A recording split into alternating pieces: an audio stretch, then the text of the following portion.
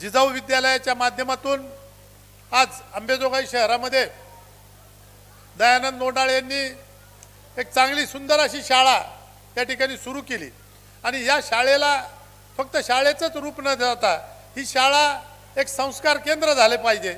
या शाळेत शिकणाऱ्या विद्यार्थ्यांचा सर्वांगीण विकास झाला पाहिजे।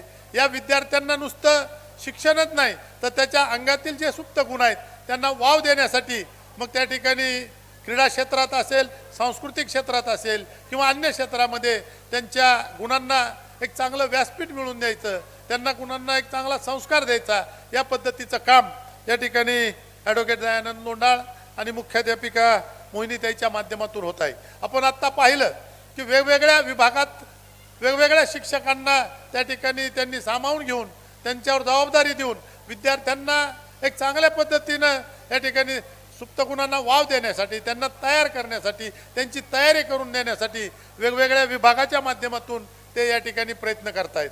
ज्या शाळेमध्ये ज्यावेळेस विद्यार्थी येतो त्यावेळेस त्याच्यावर संस्कार करण्याचं काम, त्याला घडवण्याचं काम, त्याला एक चांगली दिशा देण्याचं काम हे या ठिकाणचे सर्व शिक्षक करतायत आणि त्या माध्यमातून ही शाळा अंबेजोगाई शहरामध्ये एक वेगळी ओळख निर्माण करते की अंबेजोगाईमध्ये आताच माझ्यापूर्वीच्या वक्त्यांनी सांगितलं की अंबेजोगाई हे शैक्षणिक शहर आहे। अंबेजोगाई शहरात अनेक शाळा आहेत, जवळपास 50-60 शाळा असतील, पण या 50-60 शाळेमध्ये या शाळेची वेगळी ओळख निर्माण करण्यासाठी अहोरात्र प्रयत्न करणारा माणूस म्हणजे दयानंद नोंडाळ आहेत, त्यांच्या पत्नी मोहिनीताई आहेत। या दोघांच्या माध्यमातून या विद्यार्थ्यांवर चांगले संस्कार करण्याचं काम, विद्यार्थ्यांना घडवण्याचं काम, त्याला आकार देण्याचं काम आणि विद्यार्थ्यांना एक माणूस म्हणून या ठिकाणी घडवण्याचं काम ते या ठिकाणी करतायत। आत्ताच आपण पाहिलं की विद्यार्थ्यांचा सर्वांगीण विकास झाला पाहिजे, त्या ठिकाणी त्यांनी प्रयोगशाळेच्या माध्यमातून वेगवेगळे प्रयोग केले पाहिजेत, त्या माध्यमातून त्यांना एक वेगळे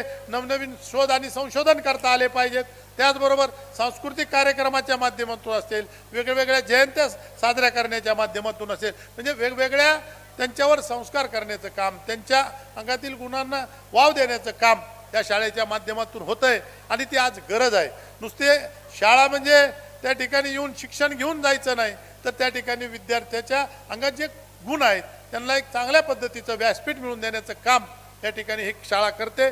त्या शाळेला मी खूप खूप शुभेच्छा देतो। त्या कला महोत्सवाच्या माध्यमातून आपल्या पाल्यांचं या ठिकाणी विविध गुणदर्शन पाहण्यासाठी आपण इथं आलेला आहे, त्यामुळे अधिक न बोलता या कार्यक्रमाचं मला अध्यक्षस्थान दिलं आणि आपणही आम्हाला ऐकून घेतलं त्याबद्दल आपले आभार मानतो आणि सर्व विद्यार्थ्यांना त्यांना शुभेच्छा देतो।